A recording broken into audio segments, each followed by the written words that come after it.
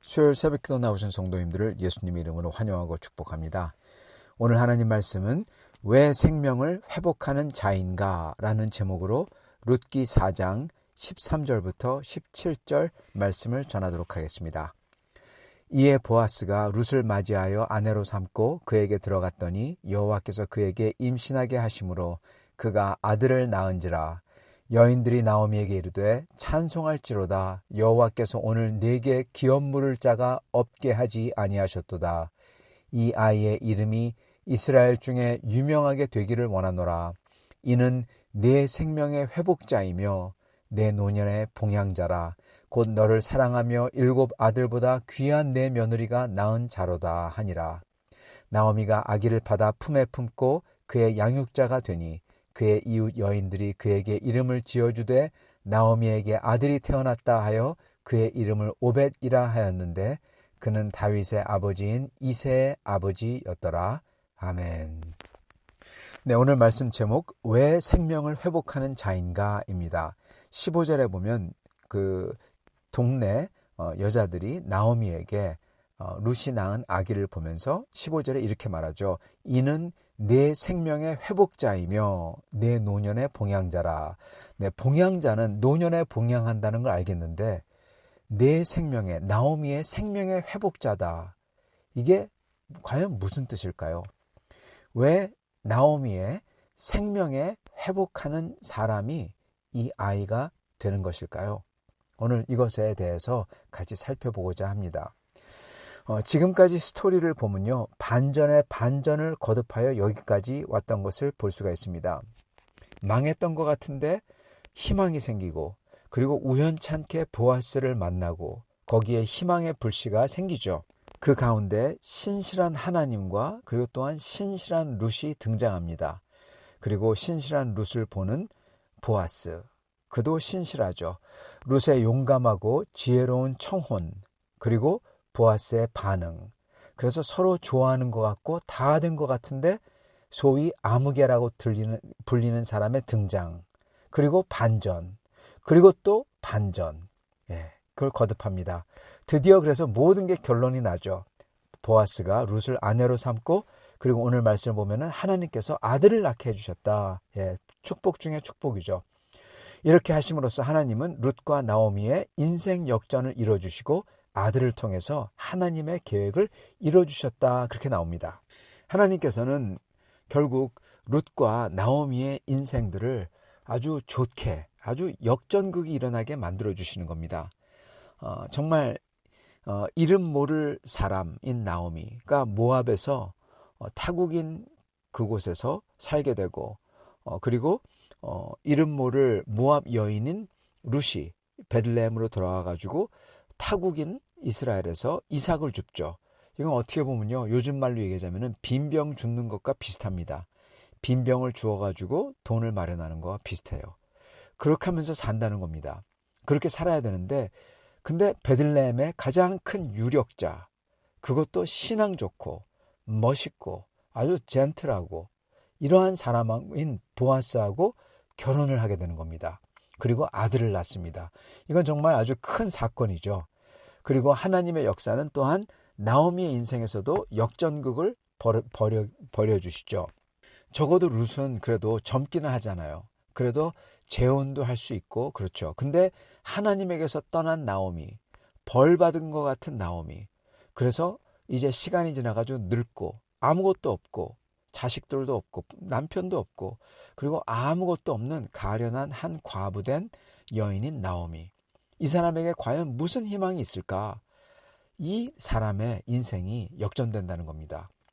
룻은 다 죽은 가문을 다시 회생시켜주고 모든 것을 잃어버렸던 나오미에게 노년의 안식을 주는 것뿐만 아니라 기쁨을 주고 소망을 주고 그리고 나오미 집안의 기업을 다시금 회복시켜줍니다. 그래서 다른 사람들이 7 아들보다 룻이 더 낫다. 그렇게 선포하죠. 7 아들은 상징적인 말입니다. 즉 7 아들이란 거는 완전체예요. 완전한 숫자. 아들을 7 가졌다. 그 사람은요, 그 당시 목에 힘께나 주고 다녔던 사람인 겁니다. 왜냐하면 아들이 7이면 잘 살고 그리고 어디 가도 꿀리지 않는 거죠. 근데 딸도 아닌 며느리 하나가 아들 7을 가진 사람보다 훨씬 더 낫다는 겁니다. 그 며느리에게서 나온 아들이 훨씬 더 낫다는 거예요. 인생 역전이죠, 어떻게 보면요. 하나님께서는 이렇게 이 나오미와 룻의 인생, 완전히 끝난 것 같은 인생들을 역전을 시켜주십니다. 그러시면서 하나님께서는 하나님의 역사를 이뤄주십니다. 그리고 하나님께서 그렇게 인생 역전을 시켜주시는 방법을 자세히 보면요, 그거는 사람을 통해서 해주시는 겁니다. 주님을 경외하고 순종하는 한 여인인 룻과 한 남자인 보아스를 통해서 지금 이루어지고 계시는 것을 저희가 봅니다. 하나님을 경외하고 따르는 룻과 주님을 뜻을 순종하는 보아스, 이 사람으로 인해서 가문이 살아나는 것입니다. 성도 여러분, 사실 교회도요, 한 사람으로 살아나고요, 또한 한 사람으로 나라가 살아나고 민족이 살아나는 겁니다. 예를 들어서요, 의인 10명으로서 한 도시가 살아날 수 있었어요. 그리고 아브라함 한 사람으로서 인류의 구원 역사가 시작됐습니다. 주님께서는 이렇게 한 사람, 숫자에 상관없이 주님의 뜻을 순종하는 사람을 통해서 역사를 하신다는 것입니다. 오늘 말씀에서도 룻이라는 정말 보잘것없는 여인으로서 하나님의 역사를 이루시면서 인생을 역전시켜 주시는 겁니다. 이거를 좀 더 들어가 보면요, 하나님께서 역사하시는 역사의 목적을 알 수가 있어요. 결국 나오미와 룻의 그리고 보아스의 인생이 하나의 결정체로 나옵니다. 그리고 이게 하나님이 이들에게서 바라시는 열매예요. 그건 바로 엘레멜렉 가문을 물을 룻과 보아스의 아들입니다. 이 아들이 이 세 사람, 나오미, 룻, 보아스, 이 사람들 인생의 결정체예요. 그리고 이들이 그토록 바라던 가문을 구할 인물, 가문을 무르다 그러죠. 무르는 게 구하는 겁니다. 그 가문을 사서 구해주는 거죠. 사서 구하다를 갖다가요, 한문으로는 대속이라고 합니다. 대속하다. 예, 구원이죠. 그게 바로. 예, 똑같은 말인 것입니다. 그렇기 때문에. 그래서 엘리멜렉 가문을 대속할, 즉 구원할, 예, 룻과 보아스의 아들인 것입니다. 이 아들이 이 세 사람의 인생사의 결정체예요. 그리고 그토록 바라던 그들의 가문을 구할 사람이고, 또 이 아들이야말로 하나님 역사에 또한 결정체인 겁니다. 이걸 알 수 있는 게 마지막 장면인 14절과 15절을 보면요, 이 아들을 나오미가 들고 있죠. 그때 동네 여인들이 나오미에게 축복을 하는데, 이 축복의 말은 이 동네 여인들이 말하는 게 아니라 그들의 입을 빌어서 하나님께서 직접 축복하는 선지자적 역할을 수행하는 것입니다. 이들이 하는 말이 내게 기업 물을 자, 내 생명의 회복자, 내 노년의 봉양자다, 그렇게 말합니다. 예. 이 아들이, 룻과 보아스의 아들이 나오미의 노년의 봉양자, 예, 말 되죠. 예, 그죠? 그리고 내게 기업 물을 자, 말 되죠. 예, 엘리멜렉의 기업을 다시 대속하고 그걸 사가지고 그 아들이 다시금 일으키고 그럴 거죠. 예, 근데 여기 놀라운 것은 내 생명의 회복자래요. 내 생명을 회복하는 자다. 이건 좀 약간 너무 심한 것 같지 않습니까? 이게 과연 무슨 뜻일까요? 이 뜻을 알려면 바로 17절, 본문 마지막 절을 봐야 됩니다. 우리 한국말에는 본문 마지막 절이 이렇게 나와요. 나오미에게 아들이 태어났다 하여 그의 이름을 오벳이라 하였는데 그는 다윗의 아버지인 이새의 아버지였더라. 이렇게 나옵니다.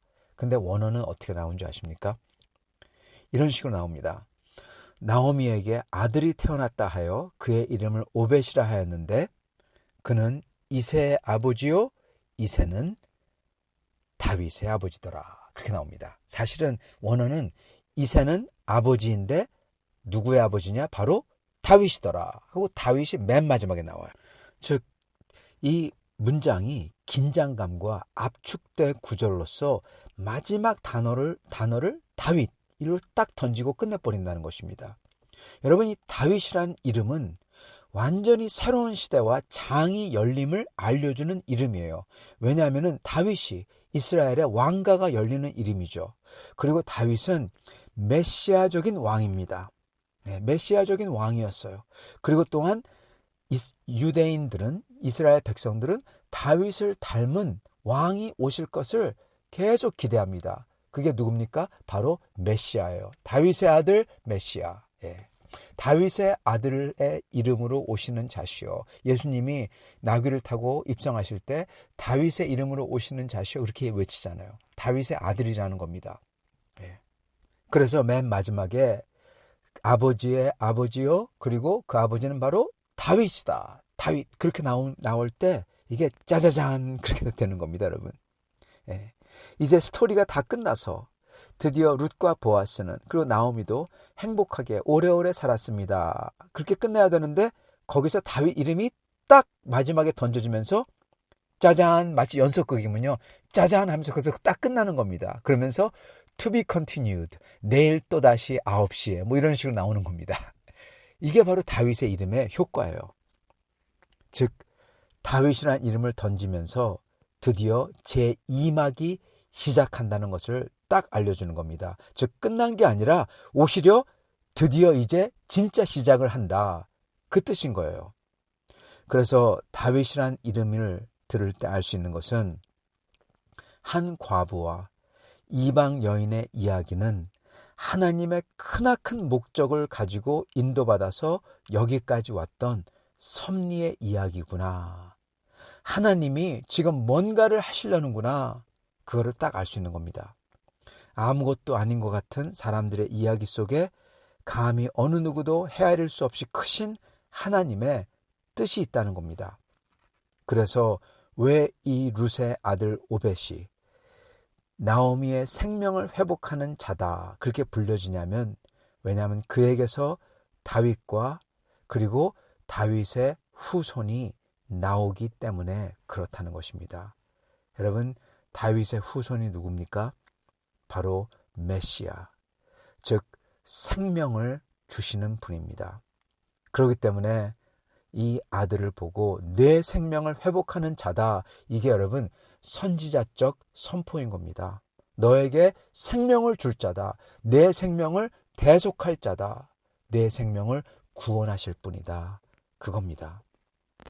그래서 이 룻의 아들이 엘리멜렉의 기업을 물을 자이고, 이 룻의 아들 후손인 다윗의 아들 그리스도가 온 세상 사람들의 기업을 물으실, 즉 그들을 대속하실, 그들을 구원하실 분이라는 것입니다. 구원자가 온다는 것입니다. 성도 여러분, 하나님께서